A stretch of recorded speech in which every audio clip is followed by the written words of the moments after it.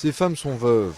Activistes ou victimes, leurs maris sont morts ou ont disparu dans le conflit qui oppose séparatistes musulmans à l'armée dans l'extrême sud de la Thaïlande. Sans ressources, elles se sont regroupées en coopérative. Nous étions tous, mon mari, les 6 enfants et moi, à la plantation de caoutchouc en train de travailler. On a entendu les camions arriver, les soldats ont mis mon mari à terre et ils l'ont emmené. On ne l'a jamais revu. Depuis 2004, les insurgés musulmans organisent attentats et fusillades protestant contre la domination politique et culturelle des bouddhistes. Omniprésente, l'armée est accusée d'effectuer arrestations massives et représailles musclées et d'entretenir l'engrenage de la violence. Au total, plus de 5000 personnes sont mortes. Le conflit fait donc des veuves, mais aussi des orphelins, et là encore, ce sont des associations de femmes qui les prennent en charge.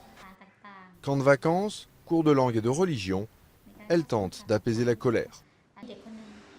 Un jour, un enfant a dessiné un soldat, puis il a écrit « déteste » pour montrer que ce qu'il déteste le plus, ce sont les soldats. Je lui ai demandé « mais pourquoi tu détestes les soldats ?» Il m'a dit « c'est à cause de ce qu'ils ont fait à mon père ».